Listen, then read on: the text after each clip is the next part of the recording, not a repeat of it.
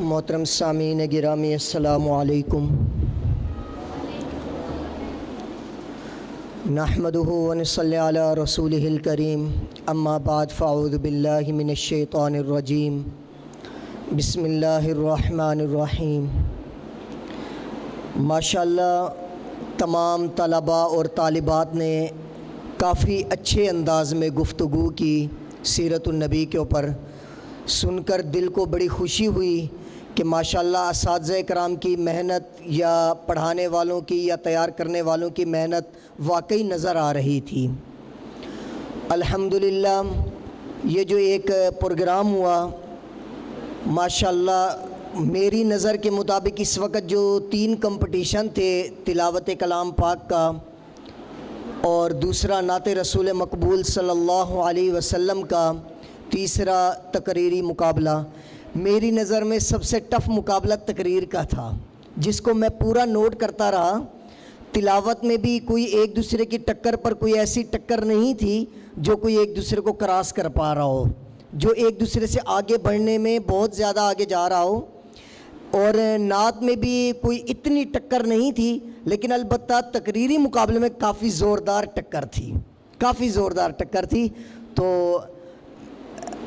ویسے تو رزلٹ آپ لوگوں کے سامنے آ جائے گا اور وہ ہمارے محترم جناب حافظ صاحب اپنے دست مبارک سے دیں گے۔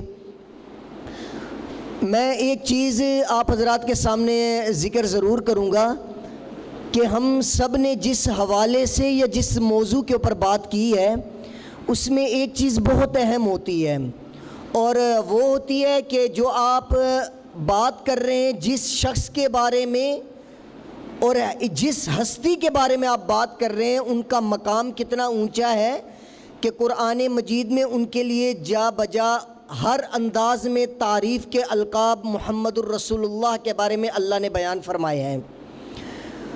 تو اس کے اندر ایک چیز یہ بھی آپ کے سامنے گزری ہے کہ اللہ رب العزت نے آپ صلی اللہ علیہ وسلم کو وما ارسلناک الا رحمۃ للعالمین کا لقب بھی دیا، اور جیسے یہ آپ حضرات کے طلباء کرام یا طالبات جو ہیں قرآن کے اندر مختلف جگہوں سے قرآن کی آیتوں کا ذکر کر رہے تھے، سن کر کافی خوشی ہو رہی تھی ماشاءاللہ کہ اتنی اس قدر تیاری کہ وہ قرآن میں سے دلائل دے کر آپ صلی اللہ علیہ وسلم کی تعریف بیان کریں۔ لیکن ایک چیز کے اندر مجھے تھوڑی سی کمی محسوس ہوئی ہے، وہ یہ ہے کہ یہ نہ تو اس چیز کا تعلق آپ میں سے کسی بچے کے نمبرات پر پڑے گا، لیکن یہ ایک بطور ایک اصلاح کے میں بات کرنا چاہ رہا ہوں۔ ہم جو نام لے رہے تھے وہ نام ہم لے رہے تھے صلی اللہ علیہ وسلم یا صلی اللہ علیہ وسلم، اس انداز میں لے رہے تھے۔ ایک بات یاد رکھیں، ہم کسی اپنے گھر میں اپنے بھائی کا یا کسی کا بھی نام لیتے تو ہم بڑے اچھے انداز میں لیتے ہیں کہ تاکہ اس کے نام کافی اچھا ہو کر نظر آئے، لیکن یہاں پر ہم جب نام لیتے ہیں تو وہ ہمارا نام لینے کے انداز اس طرح نہیں ہے جس طرح ہونا چاہیے۔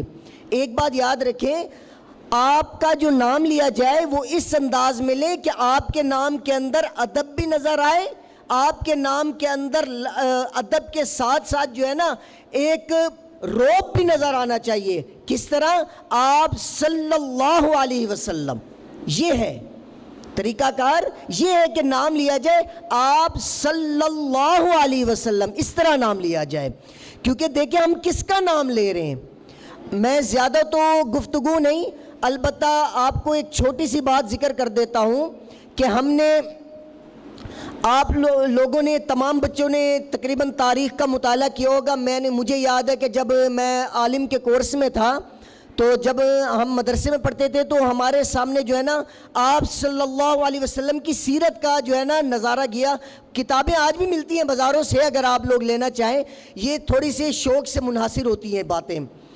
تو اس کے اندر جو ہے نا میں نے ایک ذکر پڑھ رہا تھا، تو اس میں جو آگے جو مصنف ہے نا اس نے جس انداز میں آپ صلی اللہ علیہ وسلم کے نام کو، آپ کے افکار کو اور آپ کے حسن اخلاق کو بیان کرتے ہیں نا، اگر ہم اس کا مطالعہ کریں تو وہ کافی بہت جو ہے نا دل کو منور کر دیتی ہیں وہ چیزیں۔